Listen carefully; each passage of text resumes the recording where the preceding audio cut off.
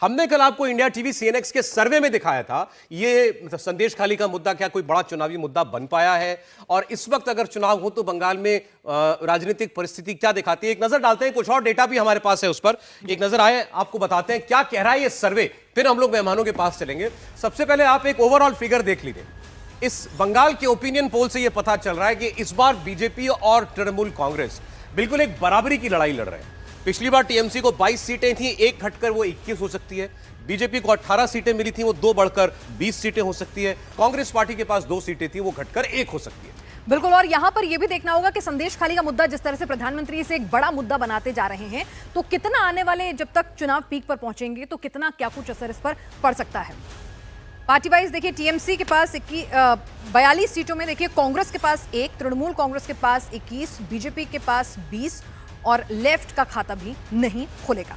तो ये party wise परिस्थिति इस वक्त देखने को मिल रही है। मुकाबला केवल बीजेपी और तृणमूल के बीच में है, और ये बंगाल जाए बगैर भी कोई अंदाजा लगा सकता है जितना जोर ममता बनर्जी लगा रही है, दूसरी ओर से नरेंद्र मोदी लगा रहे हैं। लेकिन संदेश खाली का मुद्दा मूलतः महिलाओं का मुद्दा, आरोप महिलाओं ने लगाए हैं शाहजहां शेख और उसके गुर्गों के खिलाफ। और अगर महिला वोटिंग पैटर्न का अगर आप देखेंगे, सर्वे में जो हमने पाया उसके लिहाज से महिला वोट की अगर आप बात करें, 43% तक वोट तृणमूल कांग्रेस को जाता दिखता है।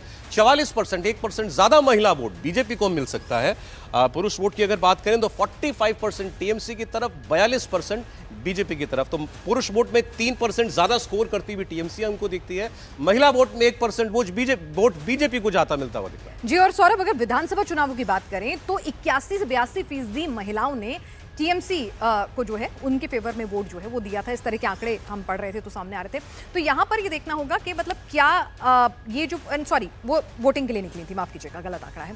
तो यहाँ पर ये देखना होगा कि अब जिस तरह से प्रधानमंत्री नरेंद्र मोदी जो है संदेश खाली का मुद्दा लगातार उठा रहे हैं, महिलाओं के तमाम स्कीम्स जो हैं, ड्रोन दीदी और तमाम अपनी जो योजनाएं हैं उनका जिक्र कर रहे हैं, संदेश खाली जिस तरह से पूरी जगह छाया हुआ है, तो उसका रिफ्लेक्शन महिला वोटर पर कितना पड़ता है।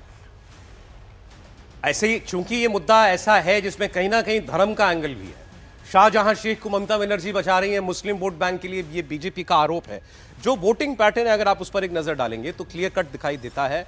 ये हिंदू मतदाता के बीच में भारतीय जनता पार्टी बड़ी पार्टी है, उसकी ओर झुकाव ज्यादा है। 59% हिंदू वोट बीजेपी को मिलता दिखाई दे रहा है, 31% तृणमूल कांग्रेस को। लेकिन जहां बात आती है अल्पसंख्यक वोट की, मुस्लिम वोट की, तो एक तरफा 82% ये वोट तृणमूल कांग्रेस को मिलता है। 1% मुस्लिम वोट जाता है मात्र भारतीय जनता पार्टी को, और विपक्ष की दूसरी पार्टियों के बीच में भी ये वोट कुछ खास डिवाइड नहीं हो रहा। 82% टीएमसी को, तो 13% कांग्रेस या लेफ्ट आप कह सकते हो उनको। जी, और यह शायद ये भी एक बहुत बड़ी वजह हो सकती है सौरभ, कि जिस तरह से शाहजहां को लगातार डिफेंड किया जा रहा है, तमाम सवालों के घेरे में भी ममता बनर्जी ये मैसेज देना चाहती हैं कि वो किस तरह से डटकर जो हैं वो खड़ी हुई हैं मुस्लिम कम्युनिटी के साथ। अब सवाल ये, क्योंकि चुनाव प्रधानमंत्री को चुनने का है, तो बंगाल की जनता प्रधानमंत्री पद के लिए सबसे पहले किसकी ओर देखती है। यहां आप देखेंगे नरेंद्र मोदी 53% लोगों की पहली पसंद है जहां तक प्रधानमंत्री होने का सवाल है। लेकिन ममता बनर्जी, और शायद बंगाल में हो सकता है सिर्फ, शायद किसी और राज्य में आपको नरेंद्र मोदी और किसी और नेता के बीच में कोई तुलना भी करने की जरूरत नहीं, लेकिन बंगाल ममता बनर्जी का प्रदेश है। वहां पर 44% लोग ममता बनर्जी को भी प्राइम मिनिस्टर बनता हुआ देखना चाहते हैं। 53% लोगों की पीएम पद के लिए पहली पसंद है नरेंद्र मोदी, और 44% लोग चाहते हैं कि ममता बनर्जी देश की प्रधानमंत्री बने। बिल्कुल, और सौरभ, जिस तरह से अभी समीर जी भी जिक्र कर रहे थे कि लगातार ये सवाल पूछा जाता है कि भाई आपके पास चेहरा कौन पश्चिम बंगाल में, तो शायद ये जो हमारा पोल है साफ बता रहा है कि वहां पर चेहरे की जरूरत नहीं है लोकल कैडर के तौर पर। नरेंद्र मोदी का चेहरा चाहे विधानसभा चुनाव हो या फिर लोकसभा चुनाव काफी है।